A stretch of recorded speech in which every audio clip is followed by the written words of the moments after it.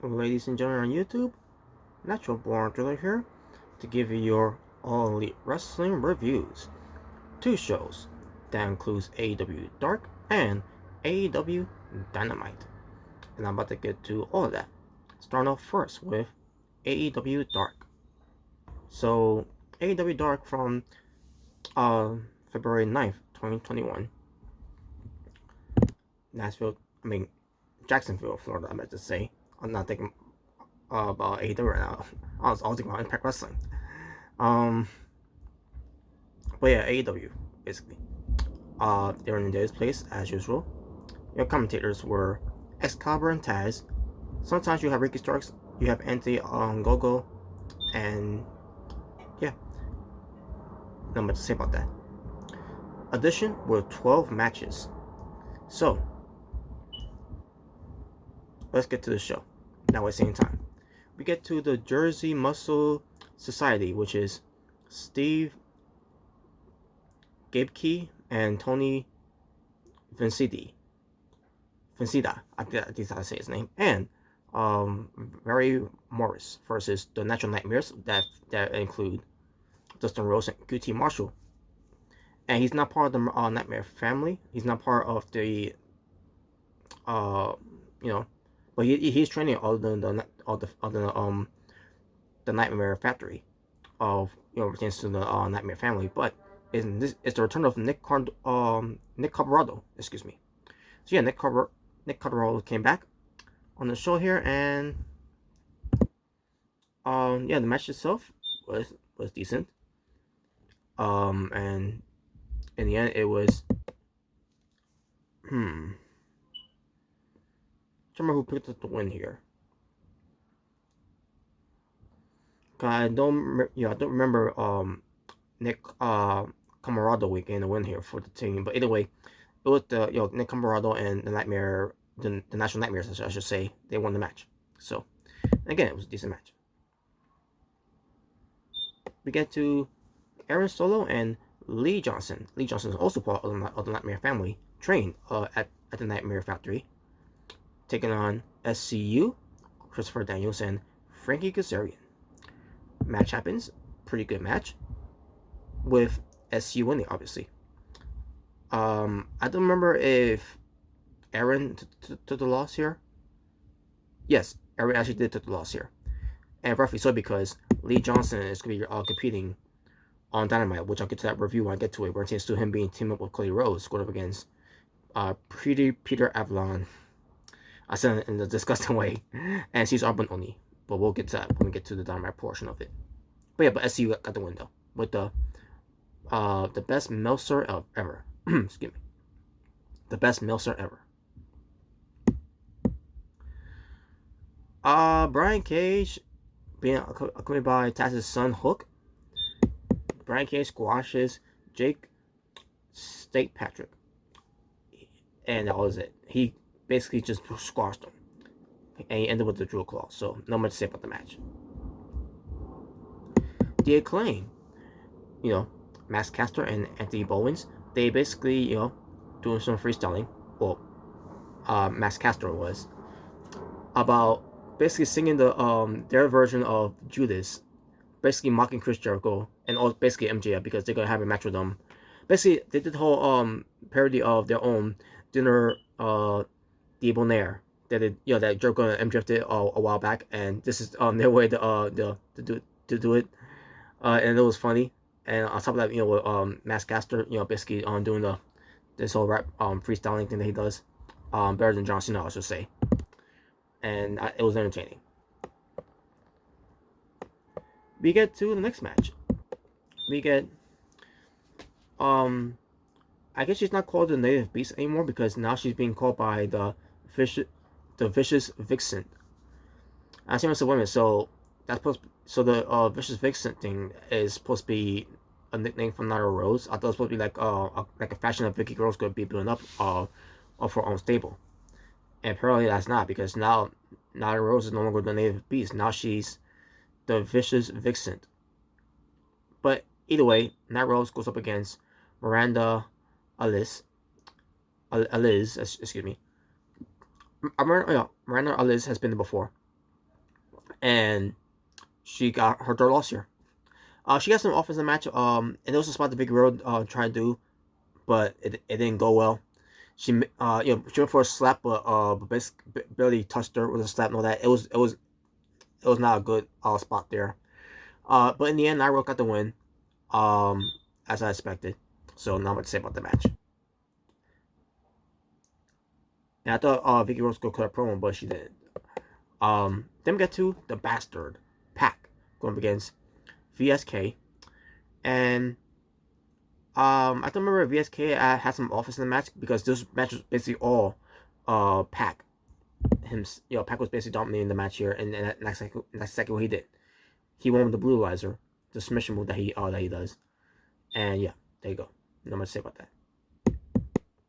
Sonny Kiss being accompanied by Joey Janela, as Sonny Kiss goes up against Casey Navarro. Yes, Casey Navarro came back, and he has a match against Sonny Kiss, and I thought it was a decent match. Minus the twerking from Sonny Kiss, but that's his thing, so whatever. In the end, he got the win with the split-legged stunner. Yeah, basically he did a stunner and split leg at the same time, because Sonny Kiss, he's athletic, so he's he's flexible. I meant to say flexible. He's athletic too, but I'm just saying I was trying to use the correct words, because he was flexible. So Ty Conti, at one point, Anna Jay led her to the stage as Ty Conti goes up against the Pink Dream, Alex Gracia. And coming to the match, I knew Alex Gracia was going to lose, and that's exactly what happened. But she held her own against Ty Conti. But in the end, Ty Conti did get the win over on Alex Gracia by making her tap out. Basically getting her in the choco. I forgot what type of choco she put her on, but yeah. But either way, I knew Ty Conti wasn't going to lose here, because she's going to be part of the tournament either way. So. Which I'll get to the brackets too, by the way. That's something I need to bring up too. So, but yeah, Ty Conti, I knew she was gonna win. I knew that coming into the match that, yeah, as soon as I saw Alex Gracia, on the card there, to facing Ty Conti, I'm like, yeah, she's gonna lose. And I was wondering how bad it's gonna be, but it wasn't actually that bad. It was actually, because she held her own, so it wasn't it was not a squash. So. Ryan Nemeth, I was gonna say the son. No, he's not. He's the son of someone. It was chance to being related to Dolph Ziggler. But I was basically trying to say he's the brother of Dolph Ziggler. That's basically what I'm trying to say. I screwed up. It's line. Basically he talks about the elephant in the room. Just about how people say he don't. People don't like him because he's smart. Basically lists any top of accolades he's got, and he said he's the Hollywood hunk. That's his nickname. He knows no one wants to admit it, but they love Ryan, and nothing to say about that. The promo, it was just it was whatever. But he goes against Marco Stunt, who's done his growth. So yeah, this match ends up being a match. So I barely didn't care about this match, because for one thing, Marco Stunt was getting some offense onto this guy that AEW is doing something with in Ryan Nemeth. And then on top of that, so Marco Stunt's gonna do a move, right? I'm assuming that he's gonna finish the match. I'm assuming. All of a sudden, FTR's music hits. I asked myself, really? Ryan Nemeth needs a distraction by FTR's music to beat Marco's Stunt? Are you fucking kidding me?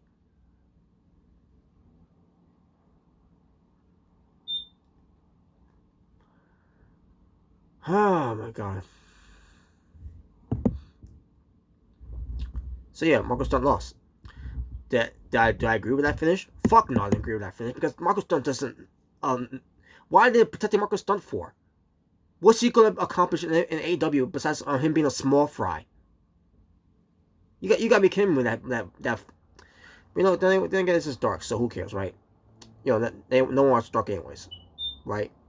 So why should that bother me? whatever. Ryan Nemeth wins, and he's going to go up against Pac, and we'll get to that match when we get to Dynamite. Well, speaking of something I didn't care for either, Cesar Bononi and Pretty Peter Avalon went up against Carly, Bravo, and Sean Dean. Tag team match wasn't that bad, to be honest with you, but I still didn't care. But in the end, it was Cesar Bononi and Peter Avalon getting the win, because why not? Peter Avalon always needs to get his character's push in a way, whatever. And basically, it sells the match for Cody and Lee Johnson, which we'll get to when we get to Dynamite. Baron Black versus 10 of the Dark Order. There was no -1 for this edition. But either way, 10 and Baron Black here had a good match here, and in the end, it was 10 getting the win. He won with the Deathlift Powerbomb, and there you go. Nothing to say about that.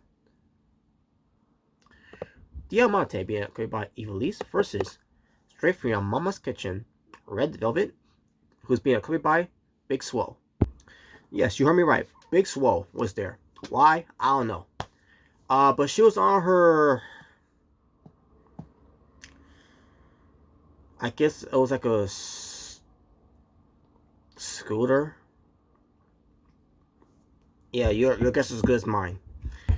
But the match itself, Diamante and Red Velvet, they had a good match with Red Velvet getting the win. Nothing to complain about there, because our Red Velvet is the one who's getting the push here, because the match with Cody and Red Velvet versus Shaquille O'Neal and Jay Cargill is going to be happening.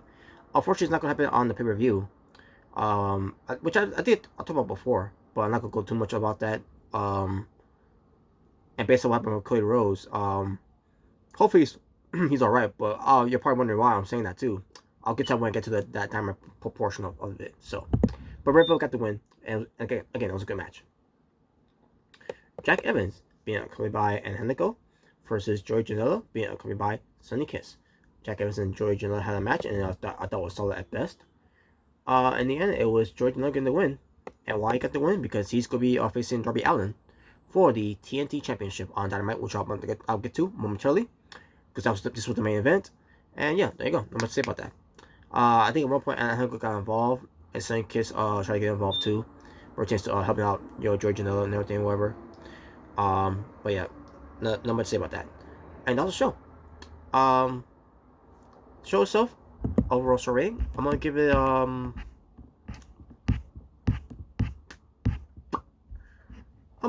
a 6 out of 10.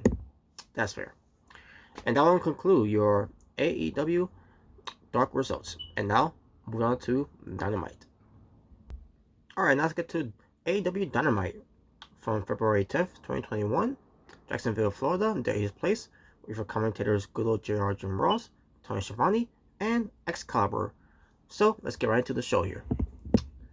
By the way, this was a taped show, by the way. It was not a live show, it was a taped show. So, here we go. We got the TNT Championship title match opening up the show first. Darby Allin defending it against Bad Boy Joey Janela. They talk about how Darby Allin and Joey Janela has a history together, coming from the indie scene, where they wrestled each other before. Wait, basically, Excalibur mentioned it. And to see where they're at right now, and we're chance to be in a big company in the AEW and fighting in the AEW. You can, and obviously they wrestled before in AEW as well. Where it tends to other type of matches they had before, but one-on-one matches, first time. For AEW. So match happens, and good match. Very good opening match here between Joey Janela and Darby Allin. I already saw some good chemistry there between the two. In the end, it was Darby Allin getting the win. Obviously, no surprise there, because what has Joey Janela done? No disrespect to Joey Janela. I like Joey Janela, but what has he done? Just saying. So Darby Allin won with the coffin drop. So there you go. He retained, and yeah, not much to say about that. And I thought Team Taz was gonna come out here to at least interfere, either during the match or after the match. Tends to come into the to the promise of the threats. But no, none of that whatsoever. So we thought. We'll get to that later. Cliffhanger there.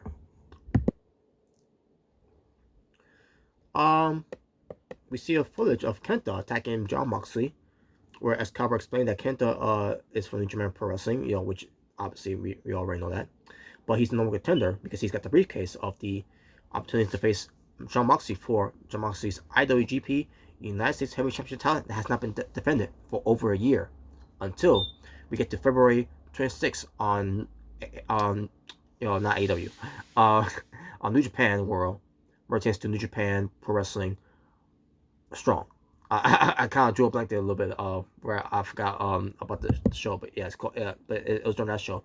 But that show will basically be the New Japan Pro Wrestling Strong show will have a theme of it called the New Beginnings American. I mean the New Beginnings USA. I meant to say. Either way, it's in the United States. So, anyways, John Moxley cuts a promo saying that Kenta has been calling him out for months for across an ocean from across the ocean. Says that Kenta finally realized the cheap talk is finally over and he wants the title. And then John Moxley shows his title around that he got on his shoulders and everything. And I say to myself, yes, the IWGP Championship title has been shown on AEW TV. Returns to be on TNT on Dynamite. And there was the IWGP United States Heavyweight Championship. Guys like Kenny Omega held it, Jay White, Juice Robinson, remember, Clay Rose, but he was one of them too as well. I was trying to think about, wasn't there someone else that I thought? Yeah, and I did know about Clay Rose, Lance Archer, and then you got John Moxley. So far, you got 6 people that had a prestige of being the IWGP United States Heavyweight Champion in New Japan Pro Wrestling. Now, will Kenta be the 7th guy to be part of that list? Well, hopefully he does. I am rooting for him too. So hopefully we get to that point when we get to February 26th, which I'm assuming is probably gonna be on the Friday, because that's what they do the New Japan Pro Wrestling Strong shows anyway. So let me double check. Yes, it is on a Friday. I forgot what time though, but they set up a schedule about that too, and yeah, there you go. Anyways, so John Moxley continues saying he's going to have to take it from, basically telling the Kenta that he's going to have to take it from him. Moxley says that when they face each other on February 26th, excuse me, he's going to dump Kenta on his head, but tonight is unsanctioned, and tonight he'll be having fun. And yes, my bad, I need to stand correct myself here. We're changed to the last thing I said about this whole thing with Moxley and Kenta, where we're changed to AEW's match. Basically, we're changed to the live reactions that that we did for last week for Impact Wrestling. I mentioned something about unsanctioned. I thought the unsanctioned match was going to include the match that was going to have on this show, Dynamite. But I guess I heard wrong. I was confused there, so I want to stand correct myself and apologize for that miscommunication there. For those who watched the Asylum live reactions from last week about Impact Wrestling, basically after the show and all that. It was actually the unsanctioned match that's gonna happen between Moxley and Kenta at the New Beginning USA for New Japan New Japan Pro Wrestling Strong, and again on February 26th on a Friday. And yeah, that match was unsanctioned, not the match that was on Dynamite. So either way, an unsanctioned match for the United States Championship title at the New Beginning USA and New Japan Pro Wrestling Strong. Once we get to there, either way, I'm cool with that, because I would love to see John Moxley versus Kenta 1-on-1. So there you go, and also good promo there from John Moxley, as usual, good promo. Then we get to a segment that I was not a fan of. So here we go. Sammy Guevara shows up. He's got a camera with him. The inner circle, basically in the inner circle locker room, tells the other guys to leave except for MJF. MJF agrees. And then we see the Warlord still there. And MJF says, like, oh, it's okay. Yo, go ahead. So the Warlord leaves. And then Sammy tells the cameraman, you stay in here. And then he tells MJF he knows what he's trying to do, which is to the inner circle thing. He's like saying to MJF, you're trying to take over the inner circle, and then MJF says he thought that Sammy was just being petty and jealous that Jericho preferred MJF over Sammy Guevara.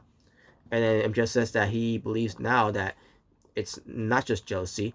The truth is, basically he's telling this to Sammy Guevara, saying that Sammy Guevara hates Jericho because because he feels he should be the leader of the inner circle, the front man of the inner circle, whatever, and blah blah blah.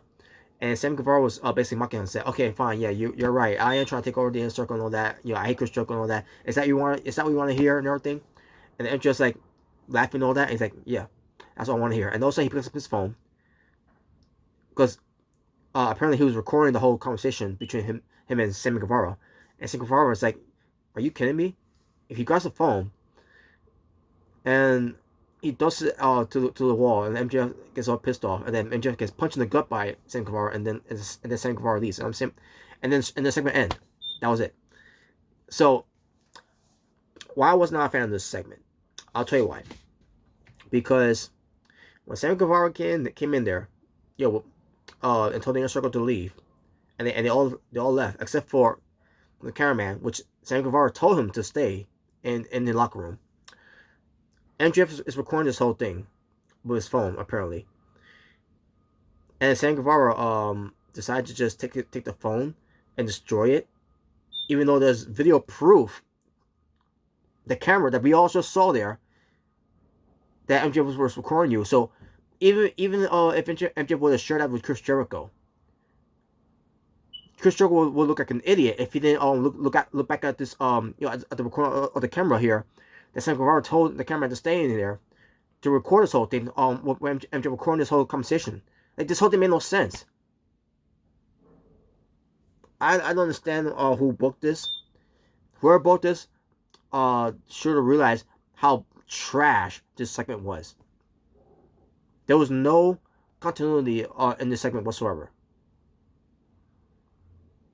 This reminds me of Manny Rose trying to seduce Jimmy Uso, while there was a cameraman in their in their hotel room, and then a camera person, whoever, takes a picture of them, basically pretends this whole cheating scandal, and then Naomi comes in there, and then also they start fighting and everything. Basically Manny Rose and Naomi, that garbage feud, by the way, from WWE.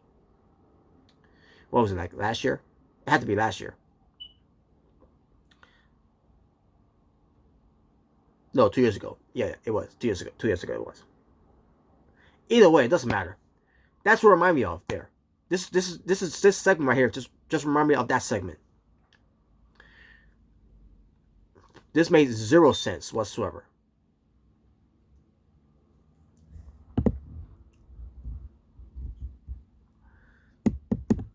We see. Yeah, I'm moving on, folks. I already told you right about it.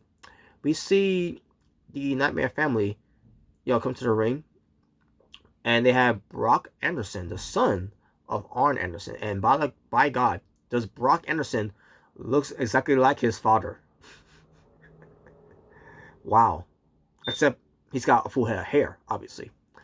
But man, and on top of that, Brock, not Brock Lesnar, by the way.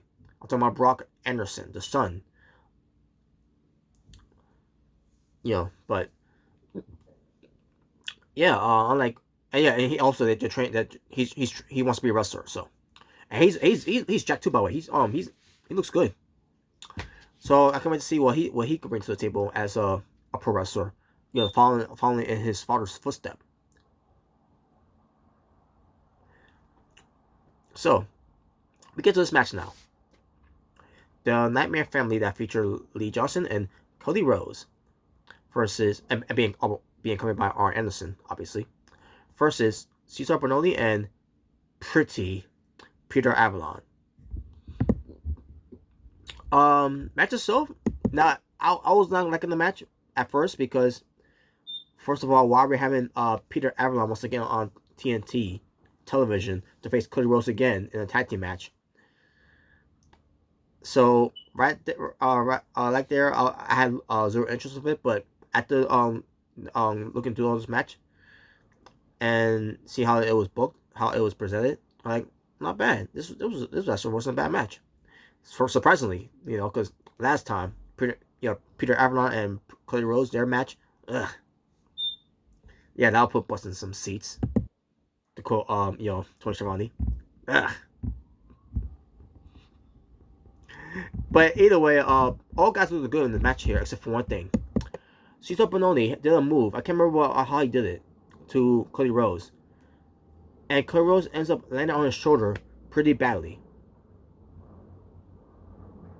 The last thing we need is Cody Rhodes getting injured before he gets into this mixed tag team match with Red Velvet to go up against Shaquille O'Neal and Jay Cargill on Dynamite on the Go Home Show edition once we get to Revolution.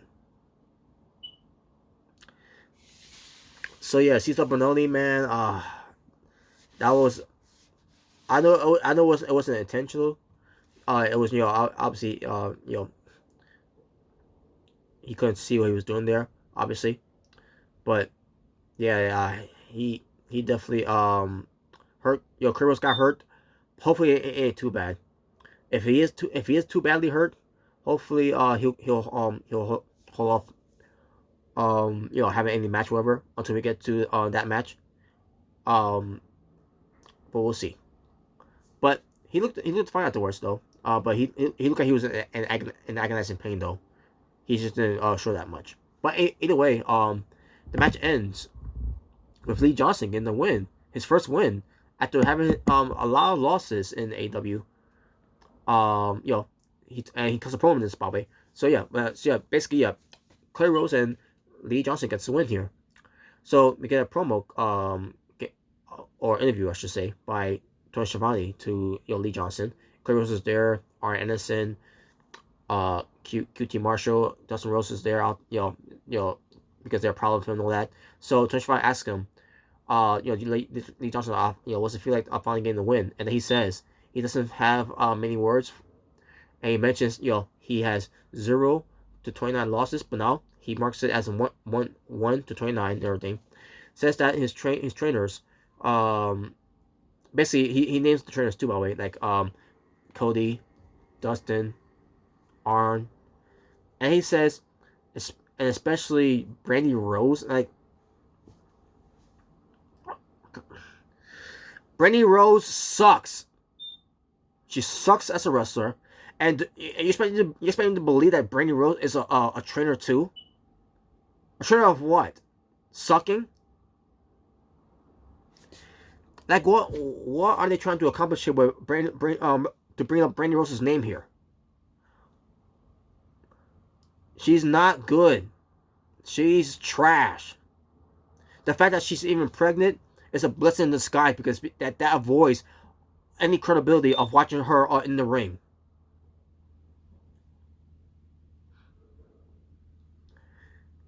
I don't get it. I guess she's the CEO, the chief officer brand whatever, that whole thing that she was she thought of whatever. And let's face it, let's be honest here. She's in the business because she's married to a Rose. She's doing this because she's married to a Rose. I guarantee you, if she wasn't married to Cody Rhodes, she would have been an afterthought.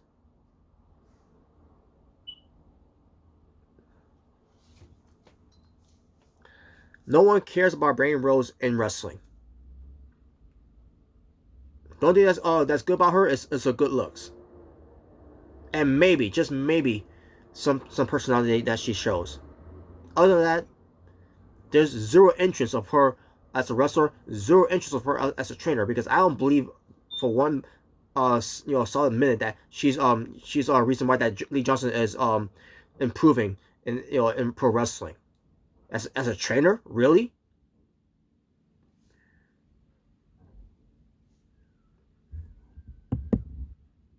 So right there, I lost interest of listening to the rest of this whole segment, this whole promo for Lee Johnson. No, good for Lee Johnson getting the win, but Lee just for AEW to give Lee Johnson to put the Brain Rose over, where she's not even supposed to be a factor in this at all.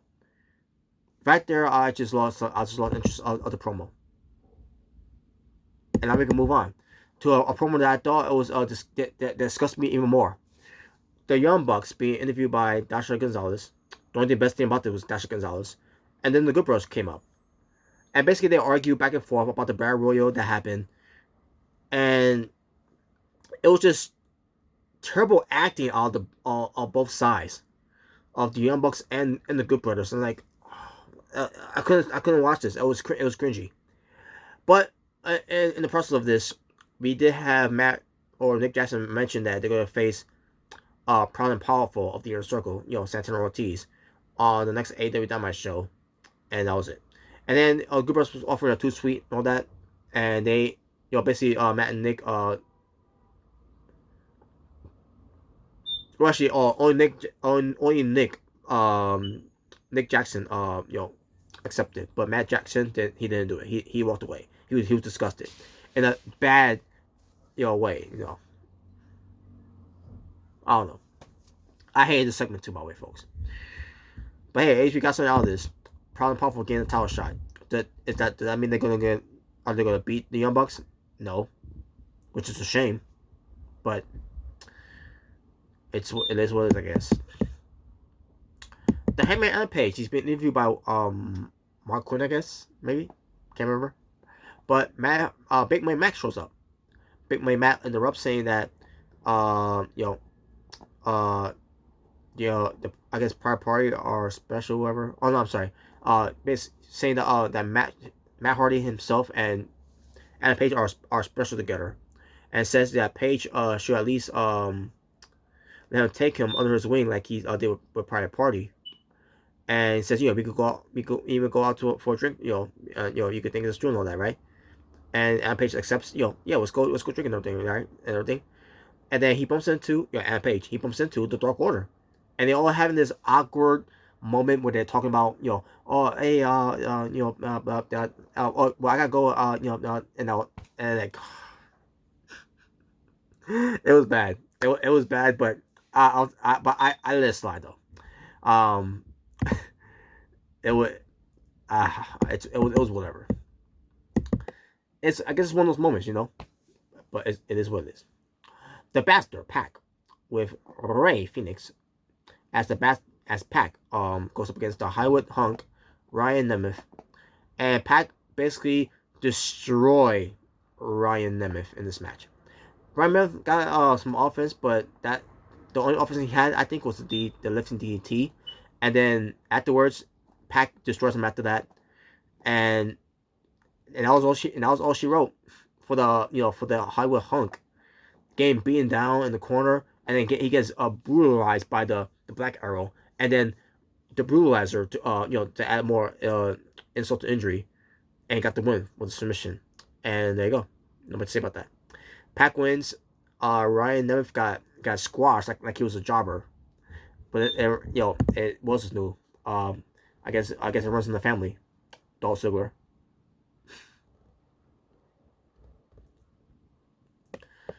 We get highlights of the wedding that I don't care. Miro says he's gonna get revenge, blah blah blah, and didn't care. Moving on. Chris Jericho is being interviewed because they get ready to have their match. Where he apparently can't find MJF and San Guevara and all that, because you have Jake Hager there, the Inner Circle as well. I mean, Santana Ortiz, Inner Circle. Either way, they're in the circle. I don't remember if Wardlow was with Jericho before he ends up being out there with them. But MJF shows up and he's like, he's got bandages around him and all that, and I say to myself, oh god, he's doing the whole thing. He got one punch to the gut, and also he's badly hurt. So stupid. But we get to the match. Chris Jericho and MJF goes up against the Acclaimed, Anthony Bowens and Max Caster. I meant to say Max Caster. They did Matt Caster did his usual freestyling to Chris Jericho and to MJF. I can't remember what he said about Chris Jericho, but the one thing he said about MJF about eliminating him, and then something about baby oil, something like that. That rig under the skin of MJF. I can't remember how it was delivered, but all I remember was when I listened to it, I was cracking up, laughing, all that. I like, wow. But then begins the match. Basically, two heel tag teams going up against each other. And I thought it was decent. Now, obviously, you got a lot of change going on in this match. Like, the boombox was used by the Acclaim. You had Hager get involved, which that ends up being a factor of it, where it tends to Castro being pushed out the ring. And Chris Jericho goes for the juice effect onto Caster and got the win. After the match, Sammy Guevara comes out, and Jericho's asking him where's he been, like, and why'd you do that to MJF and everything. So Sammy Guevara told Jericho, "I told you back in December. One more thing happens between him and MJF, he's done." And Jericho was like, wait, what are you saying? What are you trying to say and everything? And like, what do you think he's saying? Did he have to spell out for you? He's done. He's leaving the inner circle, and that's exactly what happened. He quit the inner circle and he left. That was it. And MJF was creeping a smile, and that was it. So Sammy Guevara is out of the inner circle. I guess just it was meant to be, because Sammy Guevara it's going to be a big baby face coming out of this, and we're gonna see how where it leads to. But we gotta wait and see how it goes too, for because Mark Quinn, I mean not Mark Quinn, Alex Marvez, excuse me, approaches Sammy Guevara at the parking lot, and Sammy Guevara says that he needs time to refocus and time away from AEW. And that's what it was going to lead to, folks, where it tends to Sammy Guevara taking time off from AEW, because those reports of him that he's going to be appearing on for Impact Wrestling. Unfortunately, that changed plans because of complaints of about something that was pertains to something that Sam Guevara was going to be doing for Impact Wrestling, because I guess it's supposed to be a surprise, something like that. But then also news came out about this whole thing where there was some difference, some backstage heat and all that, whatever, on that Sam Guevara did not like what they have him what they was going to have him do to come to Impact Wrestling. I don't know. I thought it was a letdown. That Sam Guevara gonna well, either way, I don't blame him too, because Impact Wrestling right now, with their creative ideas right now, trash. Everything they do is trash. But it's to some things that they be trying to do, like the wedding segments, the Sherlock Holmes segments, the fire, or should I say the dumpster fire and festival. Actually the dumpster fire and flavor fest, I meant to say. Either way, you know what I mean.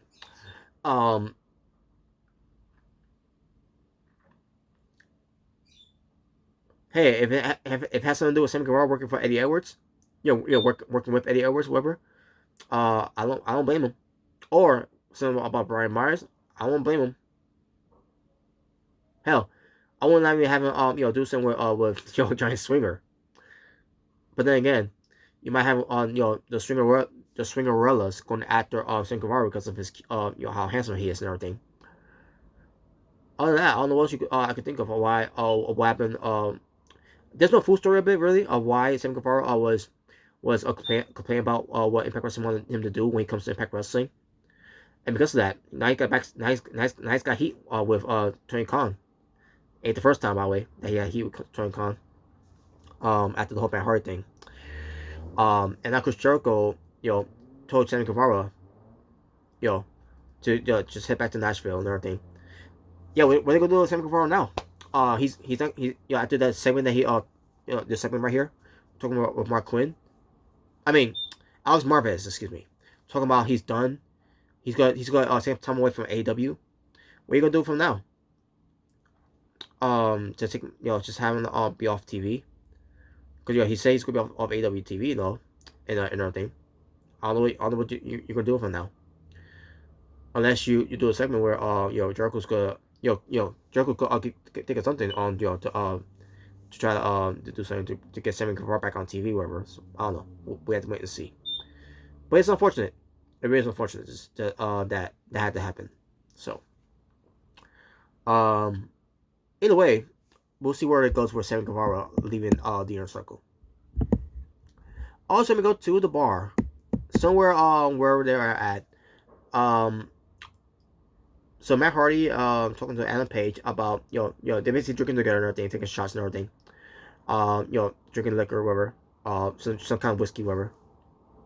So Matt Hardy gives him the papers, to sign and everything, and he said, hey, basically told him what's up, the whole 30% and everything, like the whole thing with Pirate Party. So as Matt Hardy allows Adam Page to sign, he walks away and looks at the cameraman, talks to the cameraman, as him and Adam Page give the sign. So Matt Hardy's saying all this, saying that he could make Adam Page number one wrestler and everything, blah blah blah. And then he says to he's gonna be mad once he reads the contract and all that. And once he's once he signs the contract and all that, and those and everything. I'm trying to remember how he said it though. Basically Matt Hardy is basically it's gonna con him. Basically, like he's doing a private party. He's gonna be mad at first and everything, but it's something that he that he's gonna have to live with, once he signs that contract. So as this whole thing's going on with Matt Hardy talking to the cameraman about this whole thing, the contract that Matt Hardy get to the Hangman and Page, he threw it away, and he put another contract out there, and I asked himself, what the hell? Wait a minute, so you're telling me here in this storyline here, the story that you're trying to tell us here, that the Hangman and Page knows what was in the original contract. It was copy and paste on this contract, except a few changes. Now, what the changes is going to be, I don't know yet. We're gonna wait and see once we get to that portion of it on the next Dynamite show. But I can wait and see what that leads to. That Matt Hardy had no idea that it was switched, and that was it. So Matt Hardy has no idea, no clue that the contract was changed. And I'd like to know how it's going to affect the whole thing. Matt Hardy signing the Hangman and Page into. I'm just gonna say this, the Matt Hardy brand. That's basically what it is basically Matt Hardy's doing. The Matt Hardy brand. It's like the whole thing with Titus O'Neil did with the whole Titus brand, and then it became Titus Worldwide. And the whole thing we're doing right now with NXT. I don't know if they're still doing it, but the whole thing with the Robert Stone brand.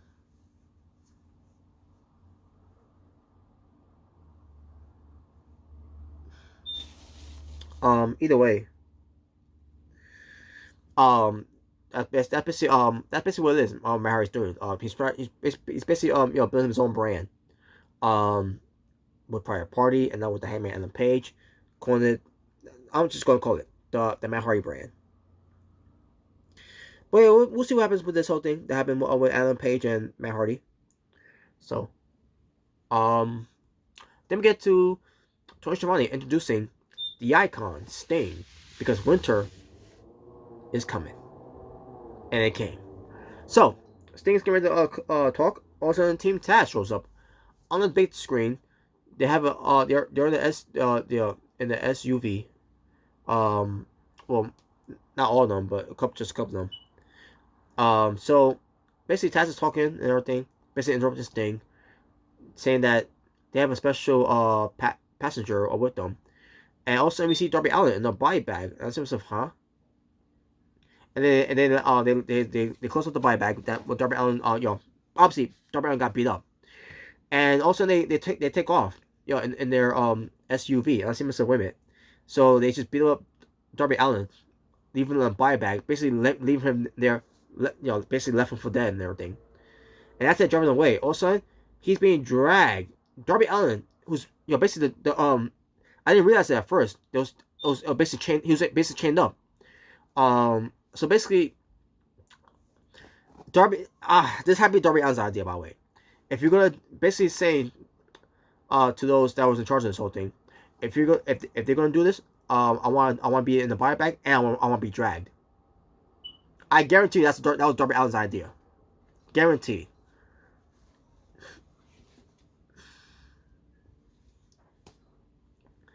Oh my god. So yes, Darby Allin was dragged, and my guess how this whole thing looked with chance to doing the safe. I think Darby Allin's riding a skateboard on his back while he's in a buy bag. Maybe that's how it's done. It was done, but then again, I could be wrong, or something that to at least protect his back and all that. Because I doubt they just drag him while he's because you know that buy bag thing once it's being dragged on the floor, it's gonna leave a hole in there obviously, and it's gonna go through his through his skin, so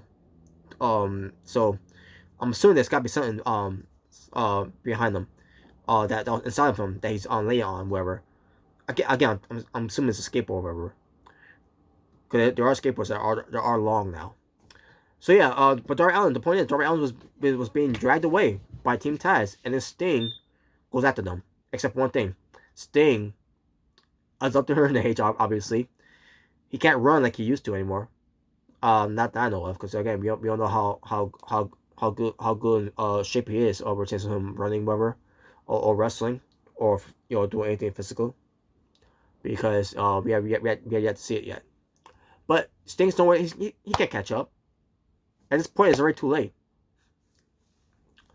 And I'm watching this, and I see myself, wow, that was a waste of Sting's appearance. He didn't even talk. Show up on the stage, and 3 minutes later, he was gone.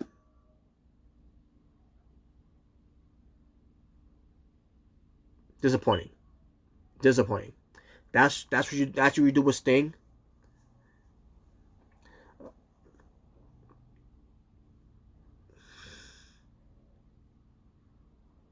I don't know.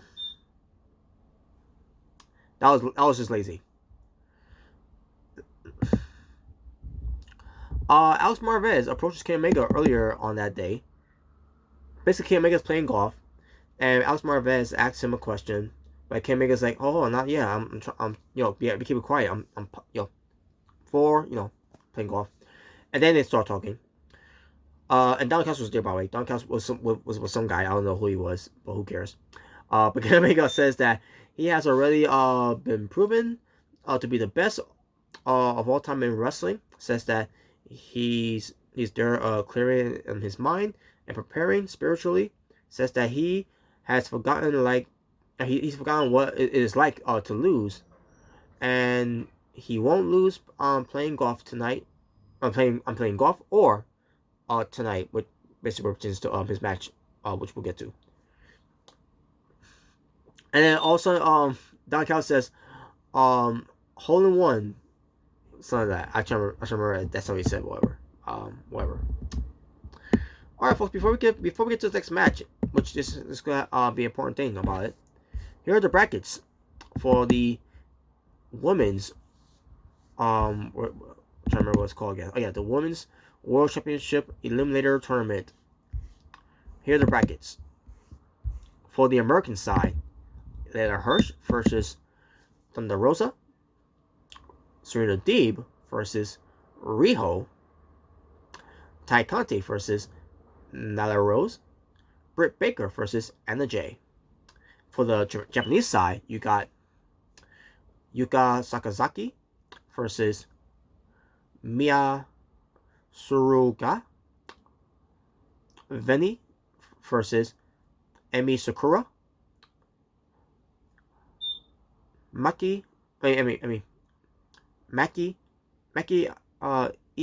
Yeah, Maki Io. Yeah, Maki Io. I think it's Maki Io. Not I can remember, but and I'm pretty sure that some fans now are gonna grab to me, because she's likable, by the way, lovable in a way. But anyways, Mikey Io versus uh, Ryo Mizunami, and Aja Kong versus Rian Kadukura. And the Japanese side of the women's are gonna be it's gonna be on YouTube, by the way. And as it's recording, it's gonna be on AW's YouTube channel on 7 o'clock p.m. today. So, anyways, by the way, only 2 matches, by the way. I'm assuming it was 2 matches. I think it's either 2 matches or the entire thing. And by the way, the AEW Women's World Champion Hikaru Shida is over there in Japan. How that happened? I don't know. I don't know how the protocol. I don't know what you gotta do, or tends to traveling from America to Japan, because sometimes it's impossible. Of what I always hear about it, but they managed to do it. I don't know. We'll see. How it also will go pertains to some other things too that happen. Basically pertains to Impact Wrestling as well. But anyways, so yeah, there you go, folks. That was the breakfast of it. I will give my predictions of it, but I really can't, because one thing, or just to the Japanese side, I don't know half of them, other than Aja Kong, Emi Shikura, and Yuka Sakazaki. That's and then starting knowing now who Mika Mika Io. And I think she may have a match with Thunder Rosa, if I not recall. I think it was not I think it was like what, last year or 2 years ago, whatever. Some video clip I saw with those two interaction. But yeah, Mika Io is very popular.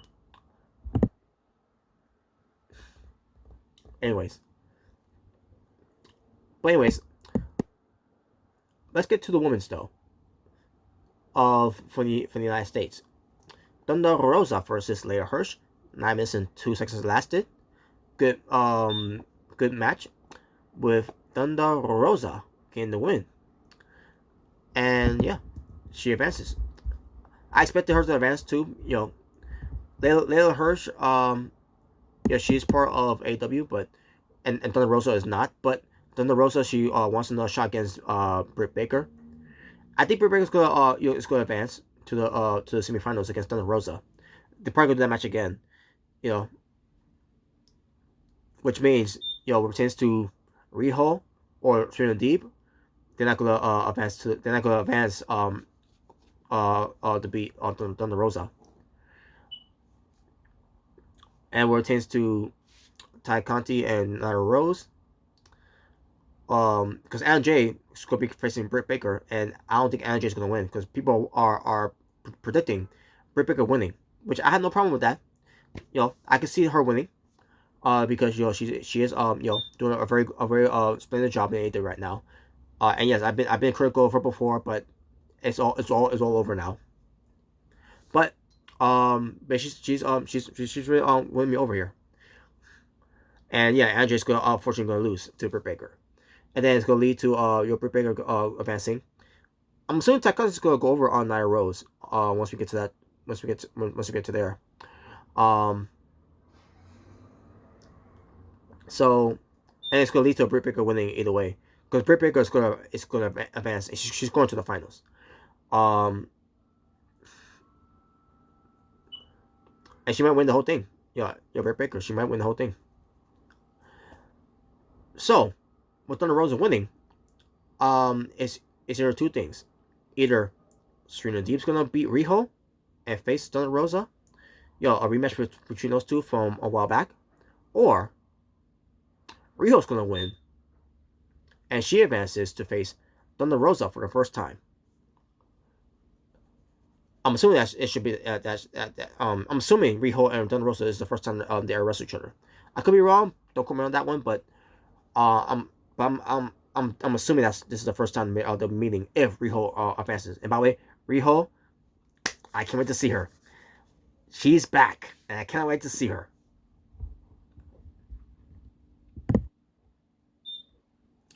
But anyways, but yeah, Thunder Rosa got the win on Lady Hirsch, and again, I thought it was a good match.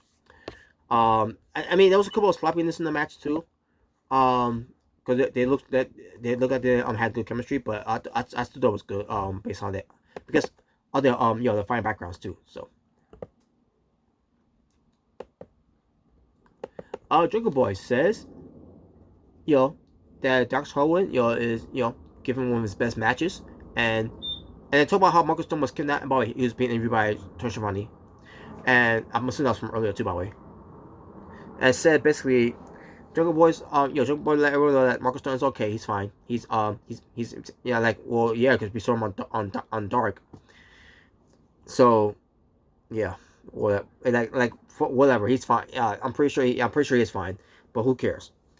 But John Boy says, they didn't rat FTR at the weapon to Jurassic, to Luchasaurus Max, whatever, and they didn't get them banned from the match, since being going to the tag titles, as to become the contenders.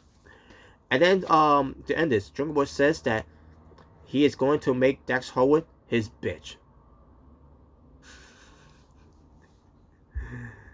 Jeez. But hey, it was a good promo though, from Jungle Boy though. I'll give him that. And finally, we get to the unsanctioned. Wait a minute. Actually,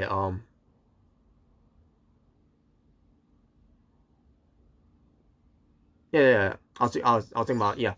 I screw up again over the whole thing. This is a false count anywhere, no DQ match. Kenta, the holder of the United States Heavyweight Championship briefcase, where he gets a title shot of it against Jon Moxley, which is going to happen. He teams up with the AEW World Champion Kenny Omega, being coming by Don Callis, versus Jon Moxley, who brought with him the IWGP United States Heavyweight Championship, and he's being teamed up with the Mohawk Monster, Lance Archer, being accompanied by Jake Roberts. Don Callis was on commentary, and get the match, and Kenta immediately went to Jon Moxley. Lance Archer went after Kenny Omega. Kenta hits Archer with a briefcase, but Lance Archer no-sold it. Omega chops block onto Lance Archer. Kenta throws the briefcase to Lance Archer. Kenny Omega hits him with the Kotaro Crusher. Kenta and Omega find each other of who wants to Moxley, and Moxley starts fighting them both. And then Moxley got cut up by both of them and got beat by both of them.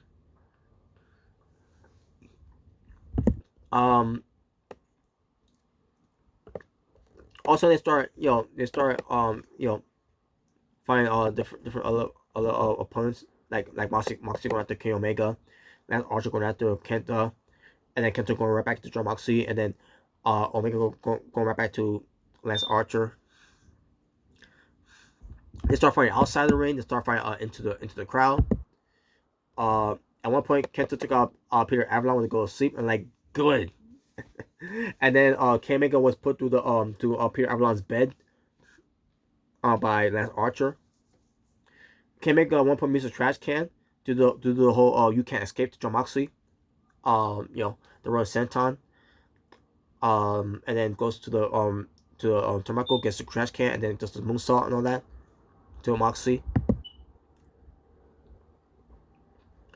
Kenta and Moxley start fighting all the way up to the levels to get to the backstage. There was chairs involved, by the way. You has again, like I mentioned already, the trash can. Can't remember what weapons are used too, no, but Kenta and Moxley start fighting into the kitchen. And keep in mind, this is false count anywhere. A box of potatoes were used by Lance Archer. When Kenta basically Kenta had Moxley into the game over submission hole, which is the label lock. So he got that on, and Lance Archer had a box of potatoes and just potatoes him Kenta with it. Moxley gets the potato, hits Kenny Omega with it, potatoes him, and then he had to turn around and say he potatoed him. A candlestick was used by John Moxley to Kenny Omega. Kenny Omega ends up 1 point getting the candlestick to use against Lance Archer in the ring. At this point they ended up going back into the ring.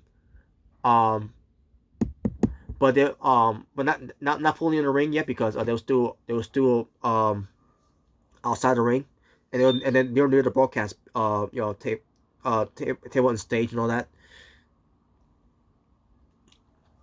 Kenta. So here, I can't remember.